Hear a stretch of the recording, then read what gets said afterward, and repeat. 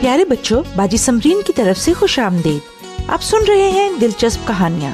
آئیں آج کی کہانی سنیں اور لطف اندوز ہوں۔ دانیل شیر کی ماند میں۔ دانیل چھٹا باب۔ دعا کرنا منع ہے؟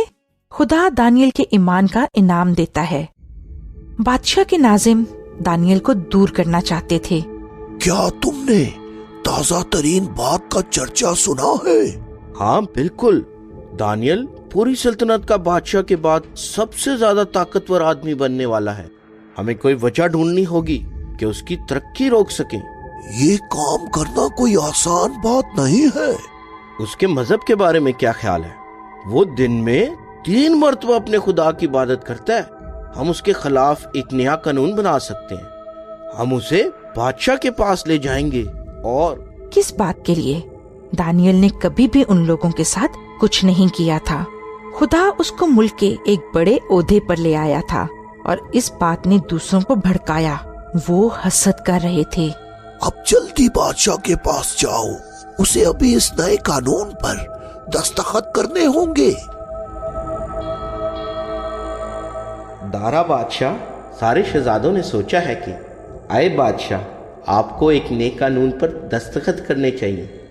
مثلاً اگلے 30 دن تک اگر کوئی بھی شخص آپ کے علاوہ کسی دیوتا یا کسی آدمی سے منت مانگتا ہے تو اسے شیروں کی ماند میں پھینک دیا جائے۔ آپ اس قانون کو عوام پر لاگو کریں اور کوئی بھی اسے بدل نہ پائے۔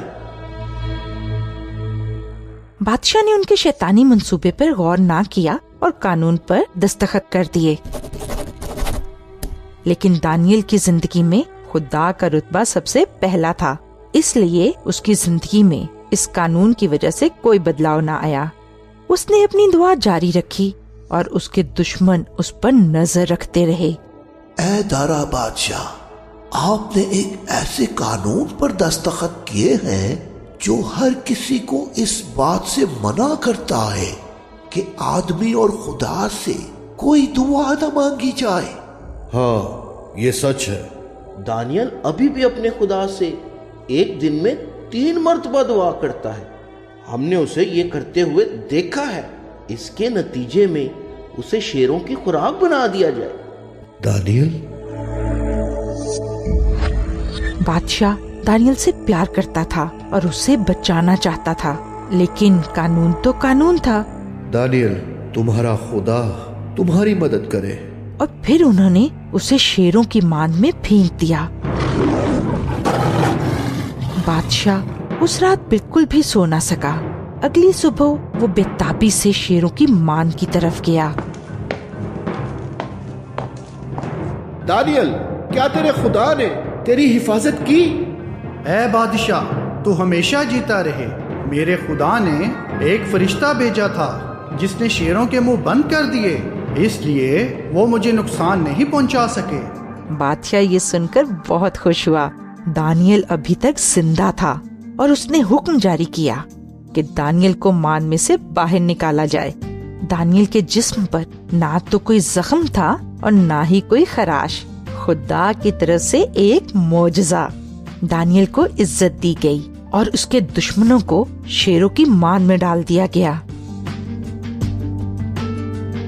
میری پوری سلطنت میں ہر کسی کو یہ حکم دیا جاتا ہے وہ دانیل کے خدا کی عزت کرے۔ وہی زندہ خدا ہے جو بچاتا اور مدد کرتا ہے۔ دانیل کے ایمان کی وجہ سے بہت بڑے بڑے کام ہوئے۔ زندہ خدا آپ کے ایمان اور اس پر بھروسہ رکھنے سے آپ کو بھی بدلے میں انعام دے گا۔ اچھا بچوں، اب باجی سمرین کو اجازت دیں۔ خدا حافظ۔